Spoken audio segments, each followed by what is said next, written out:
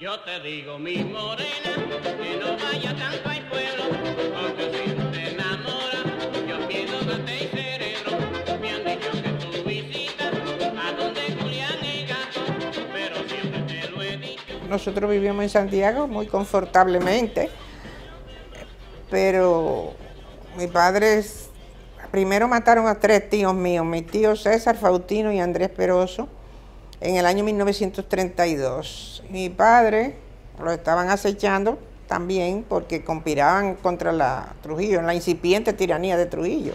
Mi padre salió para un banquete el 28 de diciembre de 1935 y nunca sabemos ni dónde está enterrado. Mi madre buscándola por toda la República entera y nunca supimos ni siquiera dónde están sus restos. Conspiraban, por supuesto, porque aquí en Santiago nadie quería a Trujillo. Y ellos conspiraban y salieron para las lomas de San José de las Matas, allá en Santiago. Y ahí había una patrulla del ejército acechándolo y los mataron a los 3 juntos.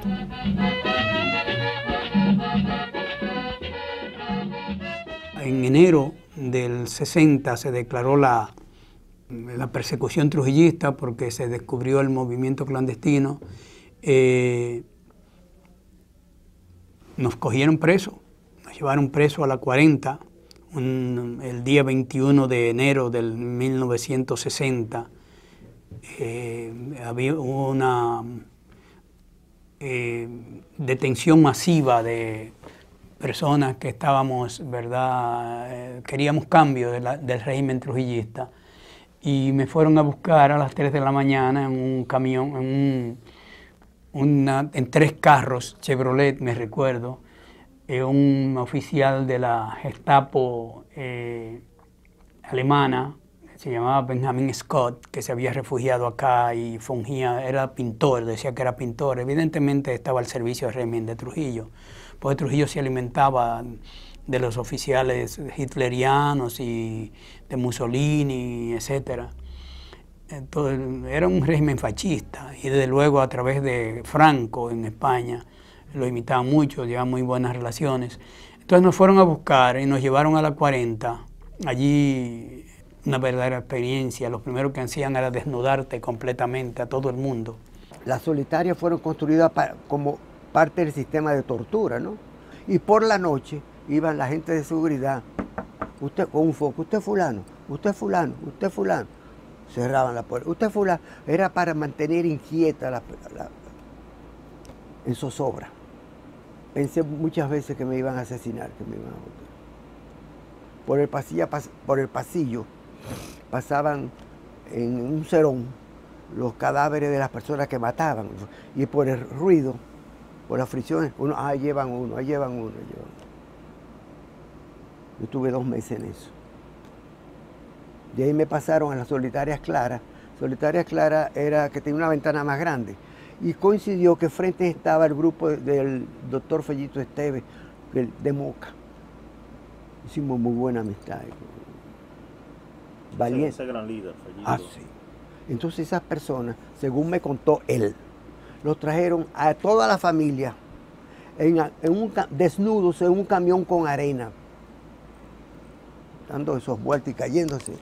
Después sacaron a algunos familiares, lo dejaron a ellos junto con su tío, don Bocho, un anciano que me daba una pena verlo,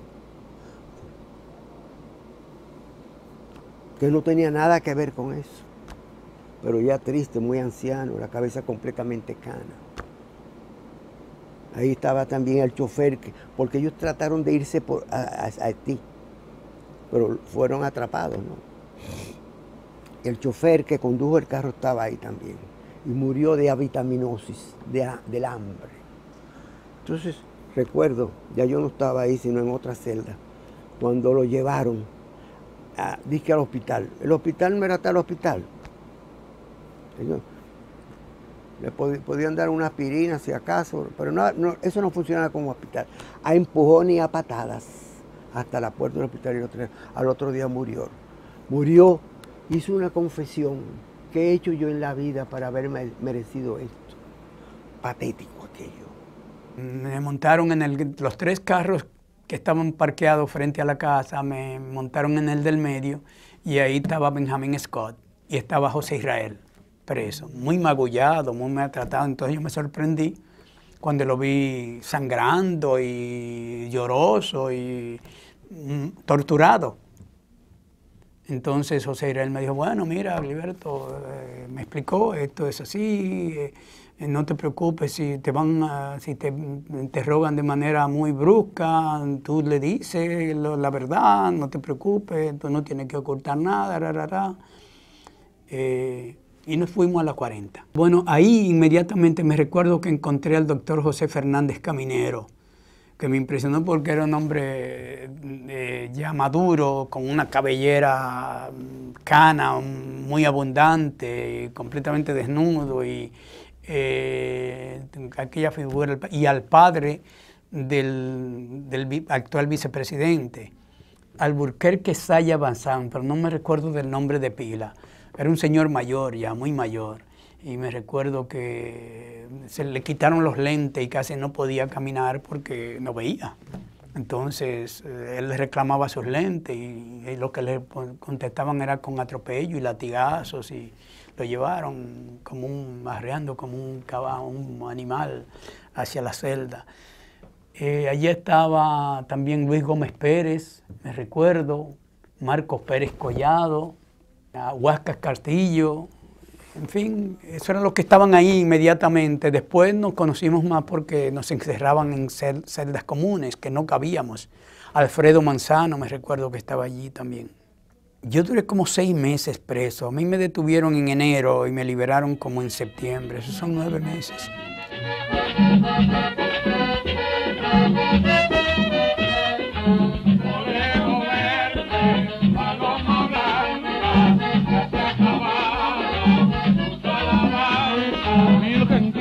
Gracias, compañera mía, tú para tu casa. Cuando nosotros llegamos al exilio, nosotros habíamos visualizado desde aquí el exilio como un todo, porque de ese monstruo había que salir, y cuando uno tiene que quitar de en medio un escollo tan poderoso, yo creo que lo que hay que hacer es unirse, aunque sean ideologías diferentes. Lo que sea, no importa, pero hay un fin único, primordial. Es una necesidad a uno.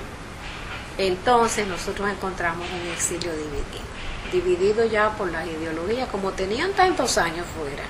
Se fueron dividiendo por diversas razones.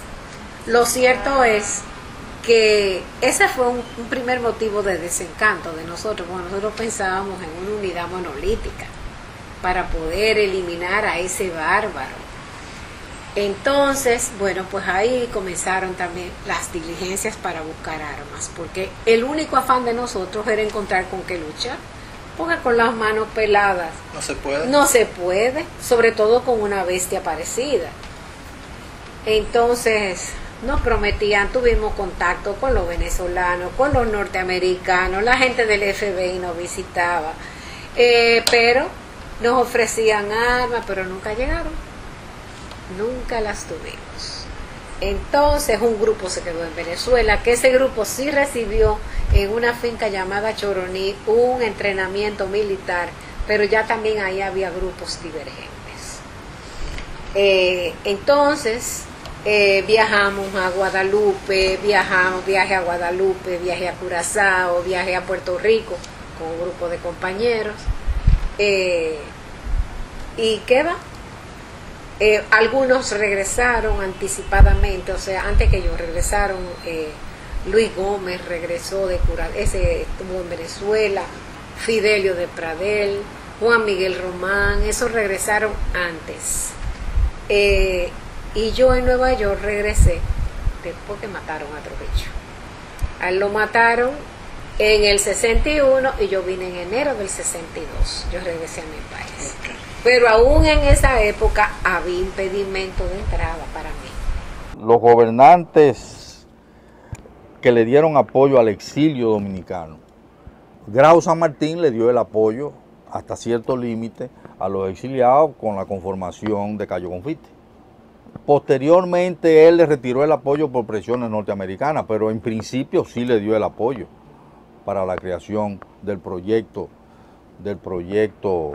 de invasión de Cayo Confite.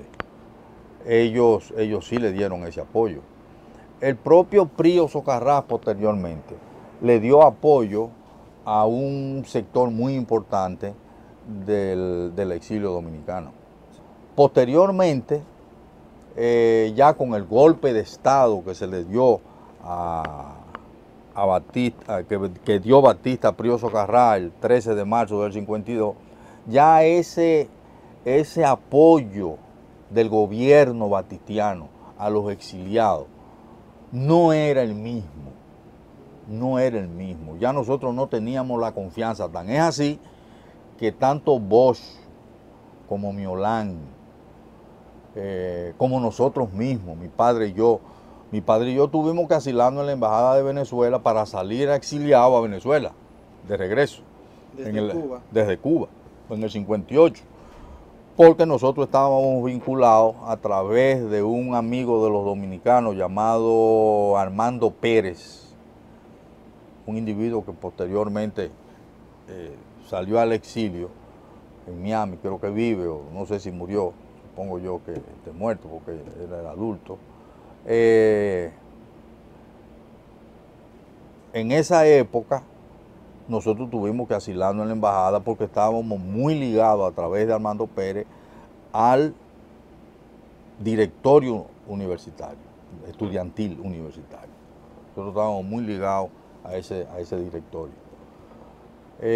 Posteriormente nos fuimos a Venezuela y ahí en Venezuela también encontramos tanto nosotros llegamos a Venezuela a raíz del año 1958, octubre, si mal no recuerdo, del 58, y ahí nos encontramos ya con Wolfgang Larrazábal como presidente de facto. Era un presidente de facto como consecuencia del derrocamiento de Pérez Jiménez, del dictador, del tirano Pérez Jiménez. Ahí también nosotros encontramos el mismo ambiente político y personal con los dominicanos, un poco más ampliado, pero eran parte de las mismas personas que estábamos en La Habana.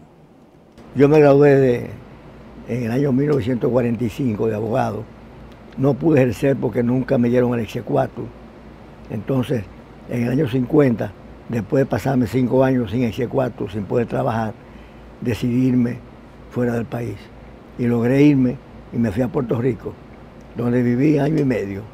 De ahí en adelante seguí y me instalé en Nueva York y el resto del exilio lo pasé en Nueva York. 12 años, yo pasé 13 años en el exilio. Había muchísimos presos políticos, muchos. Y vi una comisión de la OEA y Trujillo los soltó a todos, naturalmente con idea de cogerlo cuando se fue a la comisión. Y yo aproveché para solicitar inmediatamente el pasaporte. Me lo dieron seguido y me fui a Puerto Rico. Según yo recuerdo, me parece que fue en septiembre, fue o tal vez antes de ese mismo año, el 1960, cuando la OEA presiona, entonces en una de esas apelaciones nos descargan a un grupito, entre ellos yo. Entonces yo al salir de eso, yo salí muy traumatizado por la experiencia y dormía todos los días en una casa distinta, ese tipo de cosas. Pero de todas maneras me pusieron, me recuerdo, una gorda que se movía en una motocicleta a vigilarme. Y iba al sitio donde yo trabajaba a que le hicieran trabajo para verme a mí y hablar conmigo. Y después me enteré yo que la habían matado, la habían linchado en la calle a ella. Pero yo no sabía que ella iba a eso a visitarme. Okay. Entonces, después de eso, yo tenía anteriormente la idea de ir a estudiar fuera. Tenía una pariente que trabajaba en la embajada americana, me consiguió una visa, me fui a estudiar a Estados Unidos. En octubre de 1960 llegué a Nueva York, me recuerdo que el clima era muy agradable. El clima que más me gusta en Nueva York desde entonces es el del otoño. Y ahí me quedé viniendo a veces después de la caída de Trujillo, estudiando primero en Nueva York, en la Universidad de Nueva York, y después en la Universidad de Ohio. Oh, pero claro, donde quiera que nosotros íbamos, había un calié atrás de nosotros. Pues mi hermano salía a estudiar, que estaba estudiando medicina, se inscribió en la Universidad Autónoma de Santo Domingo. Y donde quiera que iba, había gente acechándonos a nosotros, donde quiera que íbamos. Mi mamá no, porque mi mamá no salía a ningún sitio. Pues yo tenía que ir a la oficina y después por la tarde a donde yo estudiaba, en el Ateneo Dominicano, que quedaba la escuela diplomática. Nosotros no podíamos mudar un paso sin la calle atrás. Bueno, eso hay que vivirlo para saber lo que pasaba nosotros. Por supuesto, la vida va cambiando etapas de uno, pero eso queda grabado hasta que uno se muere, te preocupes.